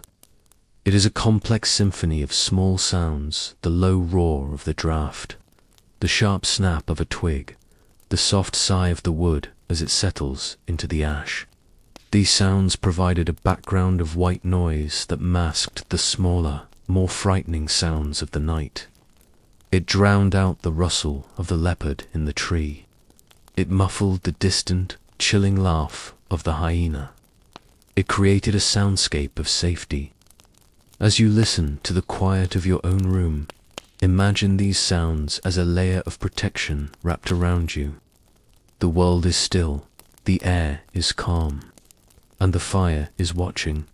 As the night progressed and the tribe began to drift into sleep, the fire would change its character. The high, leaping flames of the evening would give way to a more mature, steady glow. This was the hour of the fire watcher, the one individual who remained awake to tend the hearth while the others dreamed. Imagine being that watcher. The world is silent, save for the breathing of your family and the occasional shift of the logs. You are the guardian of the light. You feel a profound sense of purpose, a connection to the very essence of life. You watch the stars move slowly across the opening of the cave, and you feel the weight of the night pressing against the fire's perimeter. But you are not afraid. You have the wood, you have the spark, and you have the memory of the sun. The fire watcher's role was an act of ultimate love. It was a sacrifice of sleep for the safety of the whole. This is the origin of our deepest sense of responsibility. When you feel a sense of care for those in your life, you are tapping into that ancient fire watcher's spirit. You are honoring the part of yourself that knows how to stay vigilant so that others may rest. But tonight, you are not the watcher. You are the one being watched over. You are the one tucked into the back of the cave, safe in the knowledge that the fire is being tended. You can let go of the vigil. You can let your eyes grow heavy and your thoughts grow soft. The fire will not go out. The warmth of the fire has a way of dissolving the boundaries of the self. In its light, the differences between people fade away. Everyone is equal in the eyes of the flame. This created a sense of primordial equality, a recognition of our shared vulnerability and our shared strength. We were all just small creatures seeking the light. This realization is a source of great peace. It reminds us that we don't have to be more than we are. We don't have to be giants or masters. We just have to be part of the circle. We just have to stay near the warmth. The sun has retreated once more, drawing its long golden skirts across the horizon and leaving the world to the blue-grey shadows of the gloaming. In this quiet transition, as you settle into the stillness of your own space, we return to the ancient landscapes where our ancestors lived in a state of constant rhythmic negotiation with the dark. Tonight, we lean into a specific kind of memory, the memory of the narrow escape. These were moments of sudden, crystalline clarity, where the thin veil between existence and the void was momentarily lifted. But we do not focus on the rush or the chaos. Instead, we focus on the profound, heavy silence that follows. We focus on the slow, steady return of the breath and the deep. Spiritual realization of what it means to still be here. Under the watchful gaze of the stars, imagine a late afternoon on the edge of a great cedar forest. The air is cool and smells of damp moss and the sweet, sharp scent of crushed needles. You have been gathering dry wood, your movements slow and deliberate, mimicking the pace of the forest itself. Your basket is heavy, and the weight feels like a grounding anchor against the earth. But then the atmosphere changes. It is not a sound, but a shift in the pressure of the air. The birds, who had been chatting in the high canopy, suddenly fall silent, their voices cut off as if by a single, invisible hand. The wind drops, and the forest becomes a cathedral of absolute stillness. In that moment, your heart does not race. It slows. Your senses expand. You become aware of a presence behind a screen of ferns, a shape that is not a shadow, a color that is just a shade too golden for the bark of the trees. It is a cave lion, a creature of immense and terrifying beauty. It is motionless, its breath a slow, rhythmic tide that barely stirs the air. You do not run, for to run is to trigger the ancient mechanics of the chase. Instead, you move with the grace of a ghost. You step backward, your feet finding the silent patches of earth with an instinctual precision you didn't know you possessed. You are retreating into the safety of a rocky crevice, a narrow split in the limestone that the great cat cannot enter. As you slip into the cool, dark throat of the stone, you see the lion emerge from the ferns. It moves with a fluid, liquid power, its eyes like twin ambers catching the last of the light. It stops at the entrance of your sanctuary, its heavy head tilting as it surveys the dark interior. And then, with a low, vibrating huff of indifference, it turns and vanishes back into the trees. Now we enter the most important part of the story, the aftermath. The lion is gone, and you are encased in the cool, stony silence of the cave. Your back is against the rough limestone, and for a long time you do not move. This is the moment when the world feels more vivid than it ever has before. You listen to the sound of your own heart as it slowly returns to its natural tempo. You listen to the drip of water from a stalactite, a rhythmic silver sound that counts the seconds of your survival. The fear has not left you. It has transformed into a profound sense of presence. You are alive. Every cell in your body is humming with the recognition of this fact. The air you breathe feels sweet and heavy, a precious gift that you are savoring with every slow inhalation. This silence after the threat is a sacred space. It is where the human spirit reflects on its own fragility and its own strength. You are not a master of the forest, but you are a survivor of it. You feel a deep, wordless gratitude for the stone that shielded you, for the instinct that guided your feet, and for the silence that now surrounds you like a protective cloak. In the ancient mind, this was a moment of spiritual communion. You have looked into the eyes of the night, and you have been allowed to remain. You wait in the darkness of the crevice until the last of the light has faded, and the stars begin to peer through the trees. The world outside is still dangerous, but the immediate crisis has passed, leaving behind a clarity that is as sharp as flint as you drift closer to sleep. Let that sense of clarity and peace wash over you.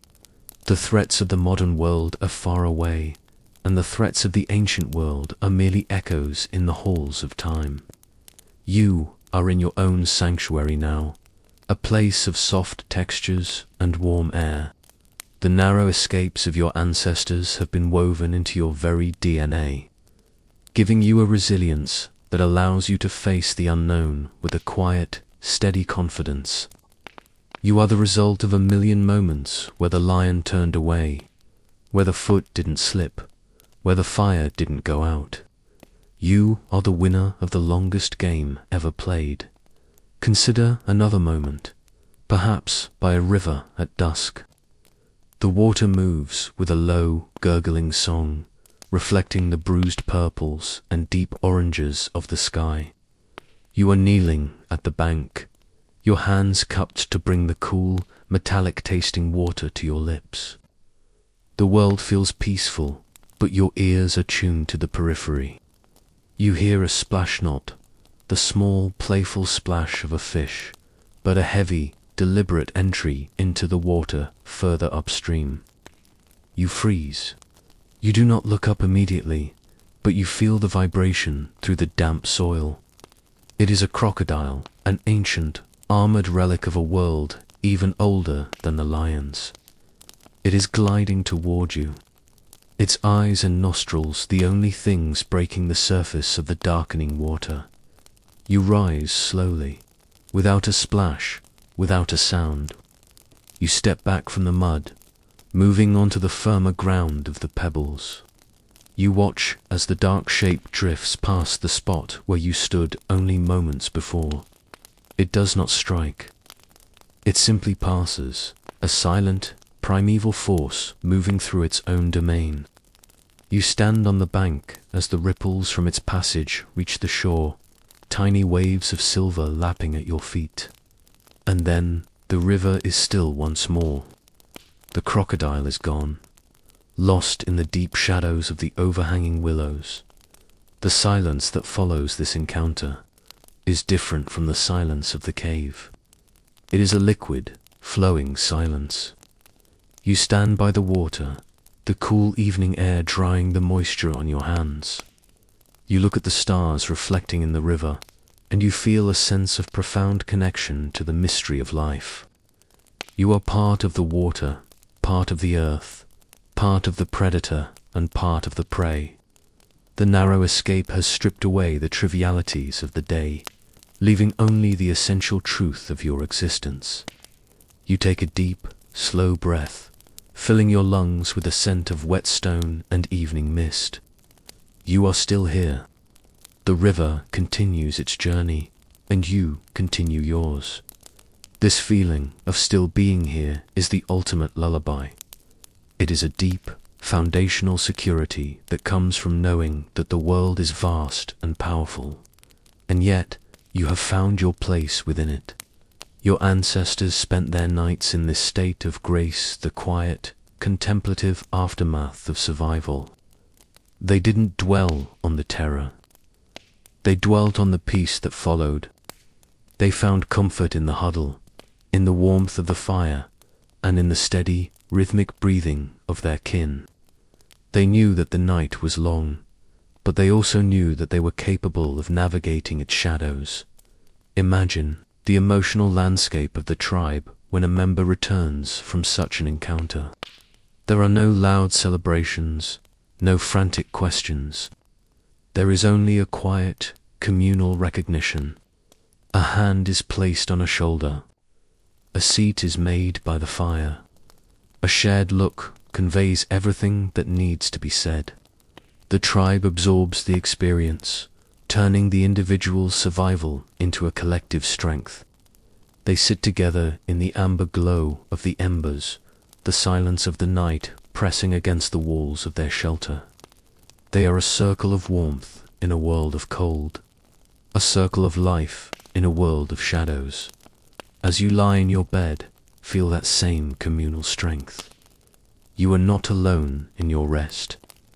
You are supported by the history of every human who has ever found peace after a storm. The narrow escapes of the past are the reason you have the luxury of sleep today. They were the price paid for your tranquility. Let the tension leave your body, starting from your toes and moving up through your legs, your torso, your arms, and finally your head. You are sinking into the mattress, becoming as still and as grounded as the ancient limestone of the caves. The night is a time of restoration, a time for the mind to process the lessons of the day and for the body to repair itself. In the prehistoric world, this restoration was fueled by the deep, quiet joy of having survived. They didn't take their rest for granted. It was earned, and because it was earned, it was profound. They slept with a quality of peace that we can only hope to emulate. It was a sleep born of total presence and total surrender. Imagine the sounds of the night, as they settle into a rhythmic pattern, the wind whispering through the high grass, the distant, melodic howl of a wolf, the soft crackle of the fire as it settles into the ash. These are the sounds of a world that is at rest. The predators are sleeping, the herds are still, and the earth is turning slowly under the gaze of the moon. There is no more need for alertness. The narrow escapes are over for today. The world has returned to its baseline of quiet existence. You are drifting now, moving toward the edge of wakefulness. The stories of the lions and the crocodiles are fading, leaving behind only the feeling of the silence that followed them. That silence is your home tonight. It is a soft, welcoming space where you can let go of all your worries and all your thoughts. You are moving into the deep, dark water of sleep, where the currents are slow and the surface is calm. In the slow, amber transition of the prehistoric afternoon, we find ourselves standing at the edge of a great psychological threshold. We are moving away from the era of pure, reactive fear and into a time of quiet, focused observation.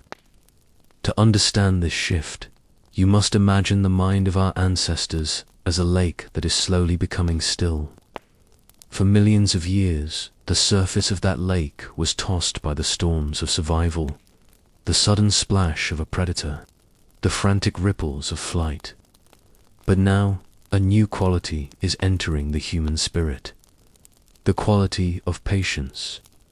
We are beginning to watch the world, not just with the eyes of the hunted, but with the eyes of the student. As you settle into your blankets, let the noise of your own world fade into a distant hum. Imagine the air around you growing crisp and heavy with the scent of pine and drying mud. We are entering the age of the first great observers. This was not a time of dominance. We were still small, still soft-skinned, and still very much a part of the food chain. But something was changing in the way we looked at the grass, the way we listened to the water, and the way we traced the movement of the stars. we were beginning to recognize patterns. This recognition was the first true light in the human minder. Light far older and more profound than the fire we carried in our hands. It was the realization that the world was not a series of random, terrifying events, but a great, rhythmic poem. To live in this era was to be a silent witness to the mechanics of the earth. It was to sit for hours, perfectly still, watching the way a spider wove its web, or the way the wind bent the reeds in the river. This was not a passive watching. It was a deep, meditative engagement with the textures of reality. The learning of this time was a slow, bodily process. It was not stored in books, but in the muscles, the nerves, and the intuition. Imagine the hands of an early human as they touch a piece of flint for the 100th time. They are not just feeling the stone, they are listening to it. They are learning the way it breaks, the way it rings when struck, the way its edges can hold the memory of a sharp intent. This was a relationship of profound respect. We did not master the stone. We collaborated with it. We understood that the earth offered gifts to those who had the patience to ask. This same patience was applied to the living world. We began to learn the language of the birds not as a collection of sounds, but as a system of warnings and invitations. We understood that when the jay gave a specific, harsh cry, it was talking about a leopard 3 ridges away. We began to borrow the senses of other creatures, expanding our own awareness until the forest became a living, breathing extension of our own minds. The environment was our first and greatest teacher. It taught us through the seasons, through the cycles of the moon, and through the slow migration of the herds. We began to notice that the berries ripened only when the sun reached a certain height, and that the fish moved upstream only when the water smelled of melting snow. This was the birth of the human map, not a map of lines on paper, but a map of associations. We were weaving a web of connections in our minds. The scent of the rain, the behavior of the ants, the color of the sunset, all of these were signs. To read them was to survive. This reading was a quiet, constant labor. It required a mind that was empty of ego and full of presence. We had to be humble enough to let the world speak first.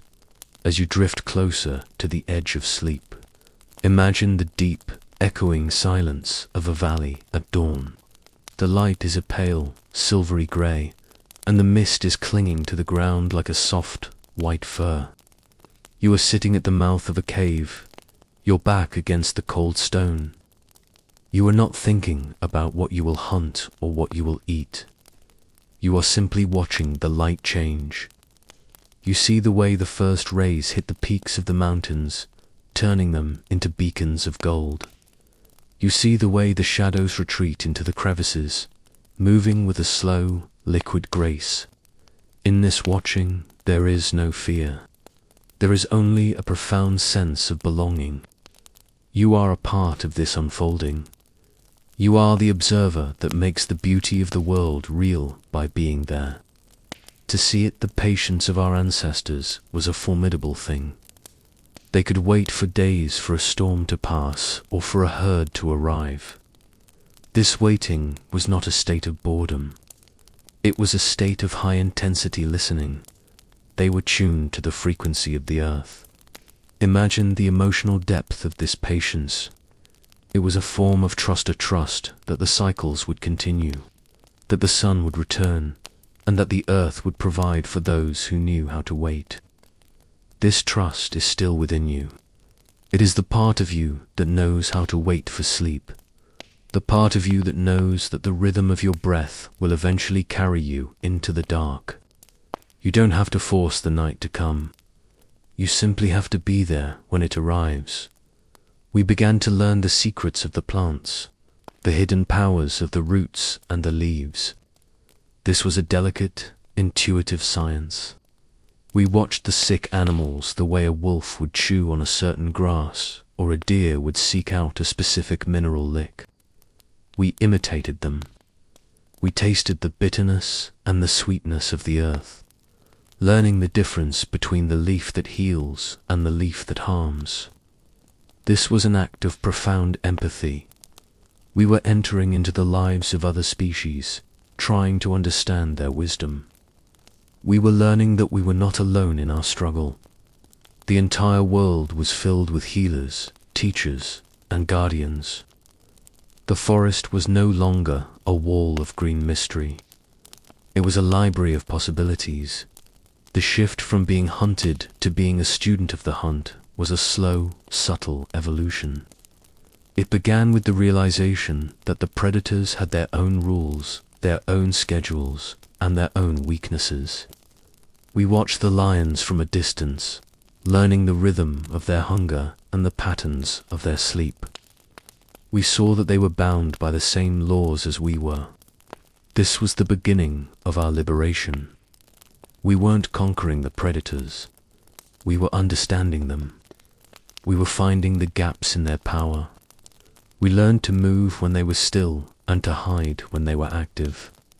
Our minds became sharper than their claws, not because we were aggressive, but because we were observant. We were outthinking the night by learning the secrets of the dark. Think of the first time an ancestor looked at the stars and saw not just lights, but a clock. Imagine the quiet awe of realizing that the same group of stars returned every time the cold winds began to blow. This was the first hint of the infinite, the recognition that the world was governed by a vast celestial order. It gave us a sense of scale. It reminded us that our lives, though fragile, were woven into a tapestry that spanned the heavens. This cosmic perspective brought a new kind of peace to the human mind. It was the peace of knowing that we were part of something enduring. As you lie in the stillness of your room, look at the darkness behind your eyelids and imagine that same starlit sky. It is the same sky that watched over the first observers. It is a sky that offers no answers, only a deep and silent companionship. The cooperation of the tribe grew more sophisticated as our observations became more detailed. We began to share our findings. Around the fire, we didn't just tell stories of courage. We told stories of the land. We shared the news of the drying creek or the blossoming of the highland flowers. Our language began to expand, finding words for the subtle differences in the texture of the snow or the sound of the wind. This shared knowledge was our true armor. It was a collective memory that could be passed from the old to the young, ensuring that the wisdom of one lifetime was not lost to the next. We were building a fortress made of information, a sanctuary made of understanding. In this era, the human heart was a place of quiet reflection. We felt a deep connection to the animals we shared the world with. We didn't see them as objects. We saw them as other peoples with their own languages and their own spirits. This empathy was the foundation of our survival. We could predict the movement of the bison because we could feel the bison's hunger in our own bellies. We could find the water because we could feel the earth's thirst in our own throats. We were not separate from nature. We were its most attentive students. This intimacy with the wild is the original state of the human soul. It is a state of grace that we still seek today in the quiet moments of our lives. The transition was marked by a shift in our relationship with the fire. It was no longer just a shield against the dark. It was a tool of transformation. We saw how the heat changed the wood, how it hardened the clay, how it made the tough meat soft. We were beginning to participate in the creative power of the elements. This was not yet dominance, but it was a profound interaction. We were becoming co-creators with the earth. We were learning that if we treated the world with respect and attention, it would reveal its secrets to us. The fire became the center of our learning, a place where the observations of the day were refined into the wisdom of the night. As you sink deeper into your mattress, let the weight of your body remind you of your connection to the earth. You are part of the same material as the mountains and the trees. The wisdom of the first observers is in your bones. You have the same capacity for patience, the same gift for listening, and the same ability to find patterns in the dark. The modern world may be loud and fast, but beneath the surface, your spirit is slow and ancient. It knows how to wait for the light. It knows how to be still. It knows how to learn from the silence.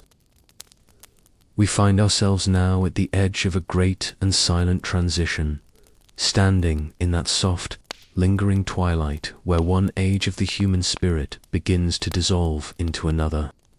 This is the era of the cusp, a time when we were still very much a part of the wild, still tethered to the rhythms of the earth by threads of necessity and wonder, yet possessed of a new and quiet clarity. We are no longer the trembling creatures of the deep brush, and yet we have not yet become the architects of the stone city. We are in a state of perfect, natural balance. The air around us is cooling as the great sun of the Pleistocene begins its slow, final descent, casting shadows that are long and peaceful across a world that still feels infinite. As you settle into your final rest tonight, let your breath become as slow and as rhythmic as the turning of the tides. Imagine the weight of your body merging with the ancient soil, becoming a part of the long, unbroken story of those who walked before the world was paved. In this final hour of our journey, the fear has matured into a deep and abiding respect. We still hear the call of the cave lion in the distance, but it no longer strikes the heart with a frantic panic. Instead, it is heard as a part of the night's music. We have learned to read the darkness as if it were a familiar map. We know the scent of the predator before it arrives. We know the path of the wind before it shifts. We know the secrets of the thicket and the sanctuary of the high ground. We are still prey in the sense that we are vulnerable and soft-skinned, but we have become the masters of our own vulnerability. We have found a way to live with the giants by becoming wise, by becoming observant, and by becoming a community of shared souls. To be human in this moment is to exist in a state of high grace, a time when our intuition is as sharp as a falcon's eye, and our hearts are as open as the vast, golden savanna. Imagine a camp situated on a high limestone ledge, overlooking a valley that seems to stretch into eternity. The sky is a deep, resonant indigo, crowded with stars that look like handfuls of salt scattered across a dark velvet cloth. Below you, the world is a sea of silver mist, where the great herds of bison and mammoth move like slow, rhythmic shadows through the gloom. You are sitting by a fire that has been tended with a quiet, practiced ease. It is not a roaring blaze of defiance, but a steady, pulsing glow that provides exactly enough light to see the faces of those you love. There is a profound silence, Hera silence, that is not the absence of sound, but the presence of peace. You can hear the slow, rhythmic grinding of the earth, the whisper of the grass, and the steady, communal breathing of your kin. This is the moment before the world changed forever. This is the pinnacle of our life as part of the natural order. There is a beautiful philosophy in this state of being. We have realized that our survival is not a victory over the earth, but a harmony with it. We have stopped fighting the night and started listening to it. We understand now that the predator is not an enemy to be hated, but a force to be respected, a mirror that shows us our own strength and our own limitations. This recognition has brought a deep, internal stillness to the human mind. We move through the landscape with a sense of belonging that we will never truly recapture in the ages of iron and glass. We are a part of the forest, a part of the river, a part of the wind. When we walk, the earth feels our footsteps and welcomes them. When we sleep, the darkness folds over us like a soft, protective mantle. We are safe because we know our place in the great circle, and we honor it with every breath we take. As you drift closer to the threshold of sleep, feel the immense weight of this history supporting you. You are the descendant of these balanced souls. You carry within you the quiet strength of the watchers and the deep peace of the fire-tenders. The modern world, with all its noise and its hurry, is but a thin layer of frost on the deep, warm earth of your ancestral memory. Beneath the surface of your thoughts, you are still that person on the limestone ledge. You are still the one who knows how to find silence in the center of the storm. Let the tension in your limbs dissolve into the mattress, feeling the support of the ground beneath you as if it were the solid rock of the cave. You have nothing left to prove, nothing left to build, and nothing left to fear. The era of being prey has given you a soul that is resilient, attentive, and profoundly at rest. The vulnerability we once feared has become our greatest gift. It is what made us look at one another. It is what made us huddle together in the cold.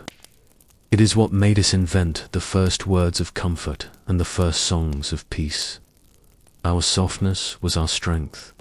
Because we had no claws, we developed the hand that holds. Because we had no fur, we developed the embrace that warms. In this final reflection, we see that survival was never about becoming the most dangerous thing in the woods. It was about becoming the most connected.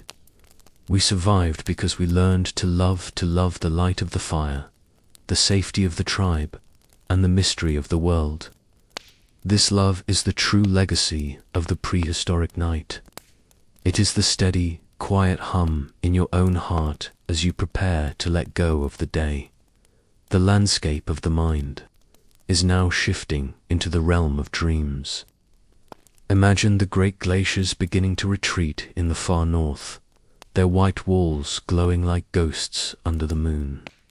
The world is warming, ever so slowly, and the age of the hunter-gatherer is reaching its most beautiful, refined state. We are living in a garden that we did not plant, but which we know by heart. We know which flower heals the fever, which root brings the sleep, and which berry tastes of the summer sun. This intimacy with the earth is the ultimate security. It is a wealth that cannot be stolen, and a sanctuary that cannot be broken. You are a part of this abundance. Even as you sleep, your body is being nourished by the oxygen of the trees and the rhythm of the planet's turn.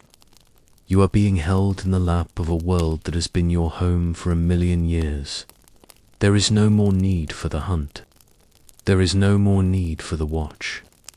The night has reached its deepest point, and the world has surrendered to the dark. The predators are silent in their dens, their golden eyes closed in rest. The wind has died down to a faint, rhythmic sigh in the tops of the cedars. The fire on the ledge has become a bed of silver ash, with a single, glowing eye of ember watching over the sleepers. You are one of those sleepers. You are drifting in the cool, clean air of the ancient morning, your mind as clear and as still as a mountain pool. Every worry you have ever carried is being washed away by the slow, rhythmic currents of time. You are entering a space where the self fades away and only the breath remains. In this philosophical conclusion of our journey, we recognize that to survive is to be a part of the whole. We were prey so that we could learn to be brothers. We were cold so that we could learn the value of the hearth. We were in the dark so that we could learn to love the stars. The era when we were still prey was the era when we were most alive, most present, and most human. As you cross the final bridge into sleep, take that presence with you. Let it be the soft pillow upon which your mind rests. You are the winner of a long and beautiful struggle, and your prize is this peace. Your prize is this silence. Your prize is this rest. The story of the ancient world is ending now, fading into the soft, grey mists of your imagination. The cave lions, the saber-tooths, and the giant eagles are becoming figures of myth, drifting away like smoke into the high, black sky. The tribes are settled, the fires are low, and the earth is content. You have traveled through the deep forests, across the frozen tundras, and over the sun-drenched plains. You have seen the darkness, and you have found the light. And now, at the end of all things, you have found the stillness. It is a stillness that exists at the center of all life, a quiet point that never moves, no matter how the world turns. Listen one last time to the silence. It is not empty. It is full of the history of your people. It is full of the gratitude of the survivors. It is full of the peace of the watchers. It is a silence that loves you. Let it wrap around you like a heavy, warm hide, protecting you from the noise and the cold. You are in the sanctuary of the night. You are in the heart of the ancient home. There is nowhere else to go and nothing else to be. You are simply a breath, a pulse, a dream. You are the final thought of the Pleistocene, drifting toward the dawn. As your awareness begins to dissolve into the velvet dark, let the image of that high limestone ledge be your last memory. See the stars one more time, glittering with an ancient and silent joy. Feel the warmth of the embers, a soft and fading glow. Smell the scent of the wild earth, the damp stone, the drying grass, the distant rain, and then let the image fade. Let the sounds fade. Let the story fade. There is only the dark, and it is a kind and gentle dark. It is the dark of the womb, the dark of the cave, the dark of the dream. The struggle is over. The vigil is complete. The era of prey has led you to this moment of absolute safety. You have returned to the earth, not as a victim, but as a child returning to a mother's arms. You were tucked into the folds of time, protected by the memories of 1,000,000 years of survival. The world is turning, the stars are shining, and you are sleeping. You are sleeping in the heart of the great mystery. You are sleeping in the peace of the ancient ones. You are sleeping, and all is well. All is quiet. All is still. Final peace. Final rest.